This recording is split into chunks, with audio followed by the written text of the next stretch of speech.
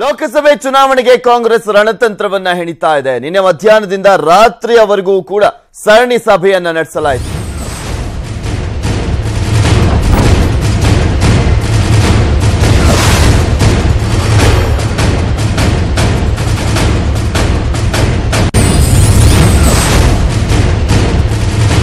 ಲೋಕಸಭೆ ಚುನಾವಣೆಗೆ ಕಾಂಗ್ರೆಸ್ ರಣತಂತ್ರವನ್ನ ಹೆಣಿತಾ ಇದೆ. ಸಾಕಷ್ಟು ಸೀಟ್ಗಳಲ್ಲಿ ಇಲ್ಲಿ ಅತಿ ಹೆಚ್ಚು ಸೀಟ್ಗಳನ್ನ ಗೆಲ್ಲುವ ನಿಟ್ಟಿನಲ್ಲಿ ನಿನ್ನೆ ಮಧ್ಯಾಹ್ನದಿಂದ ರಾತ್ರಿಯವರೆಗೂ ಕೂಡ ಸರಣಿ ಸಭೆಯನ್ನ ನಡೆಸಲಾಯಿತು. ಗೆಲ್ಲಲೇಬೇಕೆಂಬ ಹಠಕ್ಕೆ ಬಿದ್ದಿದ್ದಾರೆ ಕಾಂಗ್ರೆಸ್ನ ನಾಯಕರು. ಸೊ ಹೀಗಾಗಿ ಸಭೆ ಮೇಲೆ ಸಭೆಯನ್ನ ನಡೆಸ್ತಾ ಇದ್ದಾರೆ. ಕೆಪಿಸಿಸಿ ಕಚೇರಿಯಲ್ಲಿ ಮಿಡ್ ನೈಟ್ ವರೆಗೂ ಕೂಡ ಸಭೆಯನ್ನ ನಡೆಸಲಾಗಿದೆ. ವೇಣುಗೋಪಾಲ್ ನೇತೃತ್ವದಲ್ಲಿ ನಡೆದಿರುವಂತಹ ಸಭೆಗಳು ಇವು.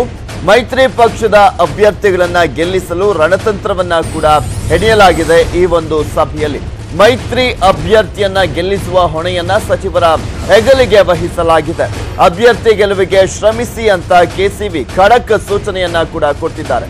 ಸಚಿವರಿಗೆ ಖಡಕ್ ಸೂಚನೆಯನ್ನ ಕೊಟ್ಟಿದ್ದಾರೆ ರಾಜ್ಯ ಕಾಂಗ್ರೆಸ್ನ ಉಸ್ತುವಾರಿ ಕೆಸಿ ವೇಣುಗೋಪಾಲ್. ಯಾವುದೇ ನೆಪ ಹೇಳದೆ ಕ್ಷೇತ್ರದಲ್ಲಿ ಕೆಲಸವನ್ನ ಮಾಡಿ ಮೈತ್ರಿ ಕಾರ್ಯಕರ್ತರನ್ನ ಚೆನ್ನಾಗಿ ನೋಡಿಕೊಳ್ಳಿ ಅಂತ ಕೂಡ ಸೂಚನೆಯನ್ನ ನೀಡಿದ್ದಾರೆ.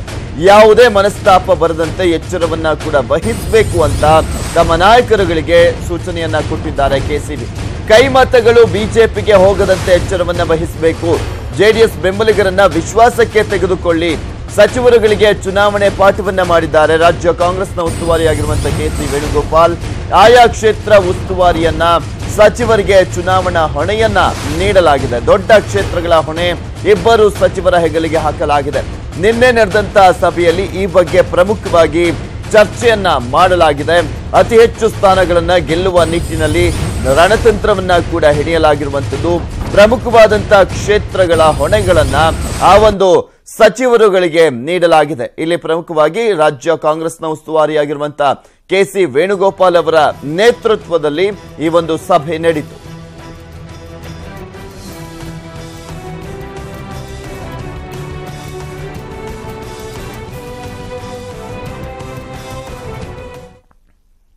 ಇನ್ನು ಸಭೆ ಬಳಿಕ ಮಾತನಾಡಿದ ರಾಜ್ಯ ಕಾಂಗ್ರೆಸ್ನ ಉಸ್ತುವಾರಿ ವೇಣುಗೋಪಾಲ್ ಪಕ್ಷ ವಿರೋಧಿಗಳಿಗೆ ಖಡಕ್ ವಾರ್ನಿಂಗ್ ಅನ್ನ ಕೊಟ್ಟರು.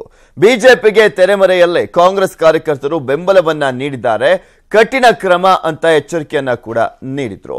ಇನ್ನು ಮಾರ್ಚ್ 31ಕ್ಕೆ ರಾಹುಲ್ ಗಾಂಧಿ ರಾಜ್ಯಕ್ಕೆ ಬರಲಿದ್ದು ಬೃಹತ್ ಸಮಾವೇಶವನ್ನ ನಡೆಯಲಿದೆ ಅಂತ ಕೂಡ ಹೇಳಿದ್ರು. ಈ ಸಮಾವೇಶದಲ್ಲಿ ಮಾಜಿ ಪ್ರಧಾನಿ ದೇವೇಗೌಡರು ಕೂಡ ಭಾಗವಹಿಸುತ್ತಾರೆ ಅಂತ ಹೇಳಿದ್ರು. ಇದೇ ವೇಳೆ ಐಟಿ ದಾಳಿ ಬಗ್ಗೆಯೂ ಕೂಡ ವೇಣುಗೋಪಾಲ್ ಆಕ್ರೋಶವನ್ನ ವ್ಯಕ್ತಪಡಿಸಿದ್ರು. Now we are confident, we are patching up everything. Congress and JDS unite together. Today we decided one more thing very seriously. Those who are working against the JDS candidates, those who are the Congress leaders working against the Congress JDS alliance candidate, especially against the JDS candidate, we will take strong disciplinary action. We are very united. On 31st, day after, Honorable Congress President Rahul Gandhi ji is coming. Devagowda ji is also attending. It should be a very massive rally. ಇದೆಲ್ಲದರ ಬಗ್ಗೆ ಮತ್ತಷ್ಟು ಮಾಹಿತಿಯನ್ನ ಕೊಡ್ತಾರೆ ನಮ್ಮ ಪ್ರತಿನಿಧಿ ಶ್ರೀನಿವಾಸ್ ಹಳಕಟ್ಟಿ ದೂರವಾಣಿ ಸಂಪರ್ಕದಲ್ಲಿದ್ದಾರೆ. S Halakatti, ಇಲ್ಲಿ ಪ್ರಮುಖವಾಗಿ ನೋಡ್ತಾ ಇದ್ವಿ ಅತಿ ಹೆಚ್ಚು ಸ್ಥಾನಗಳನ್ನ ರಾಜ್ಯದಲ್ಲಿ ಗೆಲ್ಲುವ ನಿಟ್ಟಿನಲ್ಲಿ ಯಾವ ರೀತಿಯಾಗಿ ತಂತ್ರವನ್ನ ರೂಪಿಸಿದೆ ಕಾಂಗ್ರೆಸ್? ಪೃಥ್ವಿರಾಜ್, ಪ್ರಮುಖವಾಗಿ ಲೋಕಸಭೆ ಚುನಾವಣಾ ಈ ಸಂದರ್ಭದಲ್ಲಿ ಬಿಜೆಪಿಗಿಂತ ಅತಿ ಹೆಚ್ಚು ಸ್ಥಾನಗಳನ್ನ ಗೆಲ್ಲಬೇಕು ಅಂತಕ್ಕಂಥ ಒಂದು ಗುರಿಯನ್ನ ಕಾಂಗ್ರೆಸ್ ಮತ್ತು ಜೆಡಿಎಸ್ ಇಟ್ಕೊಂಡಿದೆ. ಆ ಒಂದು ನಿಟ್ಟಿನಲ್ಲಿ ನಿನ್ನೆ ಒಂದು ಕಾಂಗ್ರೆಸ್ ಕಚೇರಿಯಲ್ಲಿ ಏನು ಸಭೆ ಆಯಿತು, ಅದರಲ್ಲೂ ಕೂಡ ಕಾಂಗ್ರೆಸ್ ಸಚಿವರ ಮತ್ತು ಕಾಂಗ್ರೆಸ್ ಹಿರಿಯ ಮುಖಂಡರ ಒಂದು ಸಭೆ ಆಯಿತು. ಈ ಸಭೆಯಲ್ಲಿ ತಂತ್ರದ ಬಗ್ಗೆ ಚರ್ಚೆ ಮಾಡಲಾಗಿದೆ ಮತ್ತು ಯಾವ ಸಚಿವರನ್ನ ಯಾವ ಜಿಲ್ಲೆಗೆ ಯಾವ ಕ್ಷೇತ್ರಕ್ಕೆ ಉಸ್ತುವಾರಿಗಳನ್ನಾಗಿ ನೇಮಕ ಮಾಡಬೇಕು, ಯಾವ ಮುಖಂಡರ ನೇಮಕ ಮಾಡಬೇಕು ಅನ್ನೋದ್ರ ಬಗ್ಗೆ ಚರ್ಚೆ ಮಾಡಿ ಕೆಲವೊಂದಿಷ್ಟು ಕ್ಷೇತ್ರಗಳಿಗೆ ವೀಕ್ಷಕರನ್ನು ಕೂಡ ನೇಮಕ ಮಾಡಲಾಗಿದೆ.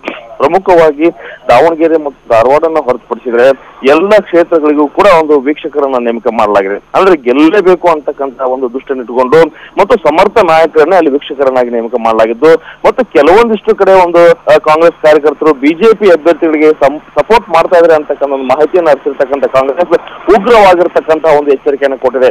ಕೂಡಲೇ ನಿಮ್ಮ ಕಾರ್ಯಕರ್ತರಿಗೆ ಬ್ರೇಕ್ ಹಾಕದೆ ಹೋದ್ರೆ ಕಠಿಣ ಕ್ರಮವನ್ನು ಕೈಗೊಳ್ತೇವೆ ಅಂತಕ್ಕಂಥ ಒಂದು ಎಚ್ಚರಿಕೆಯನ್ನ ರಾಜ್ಯ ಕಾಂಗ್ರೆಸ್ ಉಸ್ತುವಾರಿ ವೇಣುಗೋಪಾಲ್ ನೀಡಿದ್ದಾರೆ. Prithviraj, okay, thank you Srinivas Halakatti ನಿಮ್ಮೆಲ್ಲ ಡೀಟೇಲ್ಸ್ಗಾಗಿ.